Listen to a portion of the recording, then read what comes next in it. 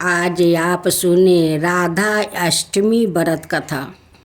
राधा माता गोलक में श्री कृष्णा के साथ रहती थी।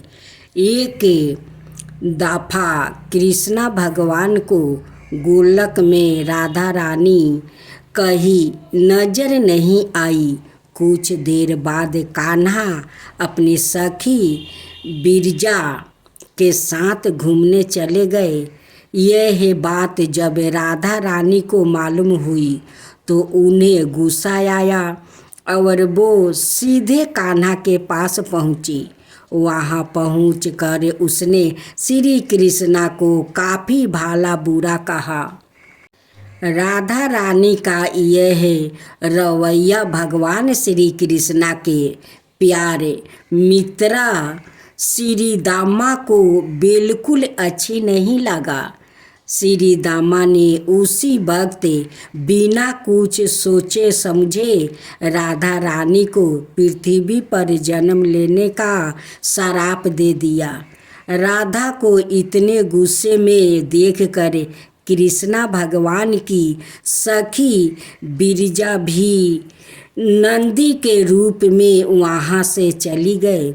राधा ने श्री दामा से श्राप पाने के बाद उन्हें राक्षस कुल में पैदा होने का श्राप दिया। राधा जी द्वारा दिए गए श्राप की वजह से ही श्री दामा का जन्म शंखचूड़ दानव का रूप में हुआ। अगले चल कर वही दानव भगवान विष्णु का परम भक्त बना। दूसरी तरफ राधा रानी ने पृथ्वी पर वृषभानु के घर पुत्री के रूप में जन्म लिया। राधा रानी का जन्म वृषभानु जी के घर तो हुआ, लेकिन उनकी पत्नी देवी कीर्ति के गर्भ से नहीं। दूर असल जिस समय राधा मैया और श्री दामा ने एक दूसरे को श्राप दिया था, तभी भगवान श्री कृष्णा ने कहा था कि राधा आपको वृषभानु जी और देवी कीर्ति की पुत्री बनकर पृथ्वी पर रहना होगा। मनुष्य के अवतार में आपका एक वैश्या से विवाह होगा। वो मेरे अंश अवतार में से ही एक होगा। इस तरह आप पृथ्वी पर भी मेरी ही बन कर रहेगी, परंतु हम दोनों को बिछड़ने का दुख सहन होगा। इसके बाद कृष्णा भगवान ने राधा जी को मनुष्य योनि के रूप में जन्म लेने की तैयारी करने के लिए कहा। संसार के सामने वृषभानु जी की पत्नी गर्भवती हुई। जिस तरह एक बच्चा दुनिया में आता है, ठीक वैसे ही देवी कीर्ति का भी प्रसव हुआ, लेकिन असल में राधा माता का जन्म देवी कीर्ति के गर्भ से नहीं हुआ था। भगवान की माया से उनके गर्भ में बाहु भर गई थी। देवी कीर्ति ने उसी बाहु को जन्म दिया। इस दौरान उन्हें प्रसव पीड़ा हो रही थी और वहाँ राधा माता के रूप में एक प्यारी सी कन्या ने जन्म लिया। भाद्रो मास के शुक्ल पक्ष की अष्टमी के दिन राधा मैया का धरती पर जन्म हुआ था। तभी से हर साल इस दिन को राधा अष्टमी के रूप में मनाया जाता है। कहानी से सीख क्रोध एक बुराई है। क्रोध का जवाब क्रोध में ही देने से बातें और खराब हो जाती है। इसके कारण कई दुविधाओं का सामना करना पड़ सकता है। संबंधी कहानी। दुर्गा अष्टमी की व्रत कथा। पौराणिक मान्यताओं के अनुसार प्राचीन काल में असुर दंप को महिषासुर नाम के एक पुत्र की प्राप्ति हुई थी, जिसके भीतर बचपन से ही अमर होने की प्रबल इच्छा थी। अपनी इसी इच्छा की पूर्ति के लिए उसने अमर होने का वरदान हासिल करने के लिए ब्रह्मा जी की घोर तपस्या आरंभ की।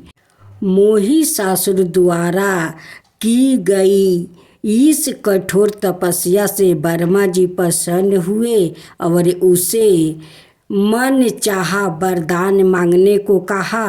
ऐसे में महिषासुर, जो सिर्फ अमर होना चाहता था, उसने ब्रह्मा जी से वरदान मांगते हुए खुद को अमर करने के लिए उन्हें बेबस कर दिया। परंतु ब्रह्मा जी ने महिषासुर को अमरता का वरदान देने की बात यह कहते हुए टाल दी कि जन्म के बाद मृत्यु और मृत्यु के बाद जन्म निश्चित है, इसलिए अमरता जैसी किसी बात का कोई अस्तित्व नहीं है। जिसके बाद ब्रह्मा जी की बात सुनकर महिषासुर ने उससे एक अन्याय वरदान मांगने की इच्छा जताई और कहा कि ठीक है स्वामी, यदि मृत्यु को होना तय है तो मुझे ऐसा वरदान दीजिए कि मेरी मृत्यु किसी स्त्री के हाथ से ही हो। इसके अलावा अन्याय कोई दैत्य, दानव या देवता कोई भी मेरा वध ना कर पाए। जिसके बाद ब्रह्मा जी ने महिषासुर को दूसरा वरदान दे दिया। ब्रह्मा जी द्वारा वरदान प्राप्ति करते ही महिषासुर अहंकार से अंधा हो गया और उसके साथ ही बढ़ गया। उसका अन्याय मौत के भय से मुक्त होकर उसने अपनी सेना के साथ पृथ्वी लोक पर आक्रमण कर दिया। इससे धरती पर चारों तरफ तबाही मच गई। उसके बल के आगे समस्त जीवों और प्राणियों को नतमस्तक होना ही पड़ा। जिसके बाद पृथ्वी और पाताल को अपने अधीन करने के बाद अहंकारी महिषासुर ने इंद्रलोक पर भी आक्रमण कर दिया, जिसमें उन्होंने इंद्रदेव को पराजित कर स्वर्ग पर भी कब्जा कर लिया।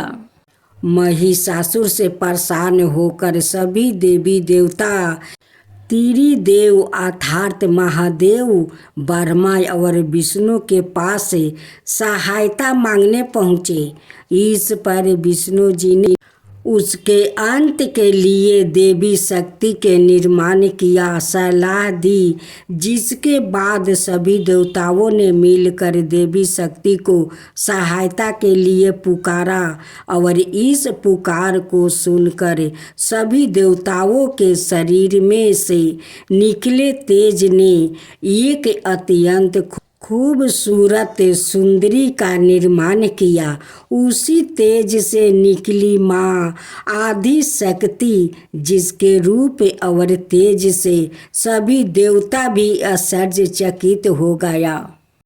त्रिदेव की मदद से निमित्त हुई देवी दुर्गा को हिमवन ने सवारी के लिए सिंह दिया और उसी प्रकार वहाँ मौजूद सभी देवताओं ने भी माँ को अपने एक एक अस्त्र शस्त्र सौंपे और इस तरह दुर्गा से देवी दुर्गा को इस समस्या हेतु तैयार किया गया।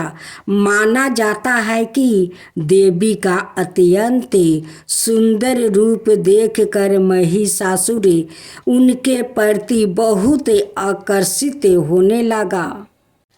और उसने अपने एक दूत के जरिए देवी माँ के पास विवाह का प्रस्ताव तक पहुँचाया। हंकारी महिषासुर की इस ओछी हरकत ने देवी भगवती को अत्यधिक क्रोधित कर दिया, जिसके बाद ही माँ ने महिषासुर को युद्ध के लिए ललकारा। माँ दुर्गा से युद्ध की ललकार सुनकर ब्रह्मा जी से मिले वरदान के अहंकार में अंधे हो चुके महिषासुर उनसे युद्ध करने के लिए तैयार भी हो गया। इस युद्ध में एक एक करके महिषासुर की संपूर्ण सेना का माँ दुर्गा ने सर्वनाश कर दिया। इस दौरान माना यह भी जाता है कि यह युद्ध पूरे 9 दिनों तक चला, जिस दौरान असुरों के सम्राट महिषासुर ने विभिन्न रूप धरकर देवी माँ को छलने की कई बार कोशिश की, लेकिन उसकी सभी कोशिशें आखिरकार नाकाम रही और देवी भगवती ने अपने चक्र से इस युद्ध में महिषासुर का सिर काटते हुए उसका वध कर दिया। अंत इस तरह देवी भगवती के हाथों महिषासुर की मृत्यु संभव हो पाई। माना जाता है कि जिस दिन माँ भगवती ने स्वर्ग लोक, पृथ्वी लोक और पाताल लोक को महिषासुर के पापों से मुक्ति दिलाई, उस दिन से ही दुर्गा अष्टमी का पर्व प्रारंभ हुआ। भादो मास की गणेश चतुर्थी व्रत कथा। भादो मास की चतुर्थी तिथि शुरू होने से लेकर खत्म होने तक चंद्रमा का दर्शन नहीं करना चाहिए। यदि भूल से गणेश चतुर्थी के दिन चंद्रमा के दर्शन हो जाए तो मिथ्या दोष से बचाव के लिए नियम लिखित मंत्र का जप करना चाहिए और दी गई कथा का श्रवण करना चाहिए। एक बार नंद किशोर ने संत कुमार से कहा कि चतुर्थी के चंद्रमा के दर्शन करने से श्री कृष्णा पर जो लांछन लगा था वो सिद्धि विनायक व्रत करने से ही दूर हुआ था। ऐसा सुनकर संत कुमारों को आश्चर्य हुआ। उन्होंने पुण्य ब्रह्मा श्री कृष्णा को कलंक लगने की कथा पूछी तो नंद किशोर ने बताया, एक बार जरासंध के भय से श्री कृष्णा समुद्र के मध्यम नगरी बसाकर रहने लगे। इसी नगरी का नाम आजकल द्वारिकापुरी है। द्वारिकापुरी में निवास करने वाले सत्यराजित यादव ने सूर्य नारायण की आराधना की। तब भगवान सूर्य ने उसे नित 8 भार सोना देने वाली स्वयं नतक नाम की मणि अपने गले से उतार कर दे दिया। मणि पाकर सत्यराजित यादव जब समाज में गया तो श्री कृष्णा ने उस मणि को प्राप्त करने की इच्छा व्यक्त की। सत्यराजित ने वह मणि श्री कृष्णा को ना देकर अपने भाई प्रसन्नजीत को दे दिया। एक दिन प्रसन्नजीत घोड़े पर चढ़कर शिकार के लिए गया। वहाँ एक शेर ने उसे मार डाला और मणि ले लिया। ऋक्षों का राजा जमवंत उस सिंह को मार कर मणि लेकर गुफा में चला गया। जब परासेनजीत कई दिनों तक शिकार से ना लौटा तो सत्यराजित को बड़ा दुख हुआ। उसने सोचा श्री कृष्णा ने ही मणि प्राप्त करने के लिए उसका वध कर दिया होगा। अत बिना किसी प्रकार की जानकारी जुटाए उसने प्रचार कर दिया। श्री कृष्णा ने परासेनजीत को मारकर समनतक मणि छीन लिया। इस लोक के निंदा के निवारण के लिए श्री कृष्णा बहुत से लोगों के साथ परासेनजीत को ढूंढने वन में गया। वहाँ पर परासेनजीत को शेर द्वारा मार डालना और शेर को रीछ द्वारा मारने के चिन्ह उन्हें मिल गया। रीछ के पैरों की खोज करते करते वो जमवंत की गुफा पर पहुँचे और गुफा के भीतर चले गए। वहाँ उन्होंने देखा कि जमवंत की पुत्री उस मणि से खेल रही है। श्री कृष्णा को देखते ही जमवंत युद्ध के लिए तैयार हो गया। युद्ध छिड़ गया। गुफा के बाहर श्री कृष्णा के साथियों ने उनकी 7 दिन तक प्रतीक्षा की। फिर वो लोग उनके वध को जानकर पश्चाताप करते हुए द्वारिकापुरी लौट गए। इधर 21 दिन तक लगातार युद्ध करने पर भी जमवंत श्री कृष्णा को पराजित ना कर सका। तब उसने सोचा कि कहीं यह वो अवतार तो नहीं जिसके लिए मुझे रामचंद्र जी का वरदान मिला था।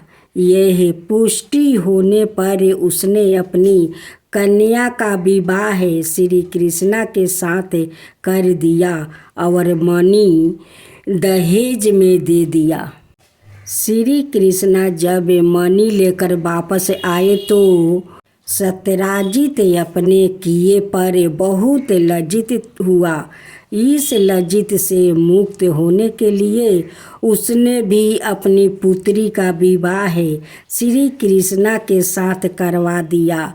कुछ समय के बाद श्री कृष्णा किसी काम से इंद्रप्रस्थ चले गए। तब अक्रूर और ऋतु वर्मा की राय से सत्यधनवा यादव ने सत्यराजित को मारकर मणि अपने कब्जे में ले लिया। सत्यराजित की मौत का समाचार जब श्री कृष्णा को मिला तो वो तत्काल द्वारिका पहुँचे। वो सत्यधनवा को मारकर मणि छीनने को तैयार हो गया। इस कार्य में सहायता के लिए बलराम भी तैयार थे। यह जानकर सत्यधनवा ने मणि अक्रूर को दे दिया और सवाए भाग निकला। श्री कृष्णा ने उसका पीछा करके उसे मार तो डाला पर मणि उन्हें नहीं मिल पाई। बलराम जी भी वहाँ पहुँचे। श्री कृष्णा ने उन्हें बताया कि मणि इसके पास नहीं है। बलराम जी को विश्वास ना हुआ। वो अप्रसन्न होकर विदुबर चले गए। श्री कृष्णा के द्वारिका लौटने पर लोगों ने उनका भारी अपमान किया। तत्काल यह समाचार फैल गया कि स्वयं तनक मणि के लोभ में श्री कृष्णा ने अपने भाई को भी त्याग दिया। श्री कृष्णा इस अकारण प्राप्त अपमान के शोक में डूबे थे कि सहसा वहाँ नारद जी आ गए। उन्होंने श्री कृष्णा जी को बताया अपने भादो मास शुक्ला चतुर्थी के चंद्रमा का दर्शन किया था। इसी कारण आपको इस तरह लंचित होना पारा है। श्री कृष्णा ने पूछा, चौथ के चंद्रमा को ऐसा क्या हो गया है जिसके कारण उसके दर्शन मात्रा से मनुष्य कलंकित होता है। तब नारद जी बोले, एक बार वर्मा जी ने चतुर्थी के दिन गणेश जी का व्रत किया था। गणेश जी ने प्रकट होकर वर मांगने को कहा तो उन्होंने मांगा कि मुझे दृष्टि की रचना करने का मोह ना हो। गणेश जी जयो ही तथास्तु कहकर चलने लगे। उनके विचित्र व्यक्तित्व को देखकर चंद्रमा ने उपवास किया। इस पर गणेश जी ने रूठ होकर चंद्रमा को श्राप दिया कि आज से कोई तुम्हारा मुख नहीं देखना चाहेंगे। श्राप देकर गणेश जी अपने लोक चले गए और चंद्रमा मानस रोवल की कुमुदिनियों में जा छिपा। चंद्रमा के बिना प्राणियों को बड़ा कष्ट हुआ। उसके कष्ट को देखकर वर्मा जी की आज्ञा से सारे देवताओं के व्रत से प्रसन्न होकर गणेश जी ने वरदान दिया कि अब चंद्रमा श्राप से मुक्त तो हो जाएगा, पर भादो मास से शुक्ला पक्ष चतुर्थी को जो भी चंद्रमा के दर्शन करेगा उसे चोरी आदि का झूठा लांछन जरूर लागेगा। किंतु जो मनुष्य प्रत्येक तिथि को दर्शन करता रहेगा वो इस लांछन से बच जाएगा। इस चतुर्थी को सिद्धि विनायक व्रत करने से सारे दोष छूट जाएगा। यह सुनकर देवता अपने अपने स्थान को चले गए। इस प्रकार भादो मास शुक्ला चतुर्थी को चंद्रमा का दर्शन करने से आपको यह कलंक लगेगा। तब श्री कृष्णा ने कलंक से मुक्त होने के लिए यही व्रत किया था। कुरुक्षेत्र के युद्ध में युधिष्ठिर ने भगवान श्री कृष्णा से पूछा, भगवान, मनुष्य की मनोकामना सिद्धि का कौन सा उपाय है? किस प्रकार मनुष्य धन, पुत्र, सौभाग्य और विजय प्राप्ति कर सकता है? यह सुनकर श्री कृष्णा ने उत्तर दिया, यदि तुम पार्वती पुत्र श्री गणेश का विधि पूर्वक पूजन करो तो निश्चय ही तुम्हें सब कुछ प्राप्ति हो जाएगा। तब श्री कृष्णा की आज्ञा से ही युधिष्ठिर जी ने गणेश चतुर्थी का व्रत करके महाभारत का युद्ध जीता था।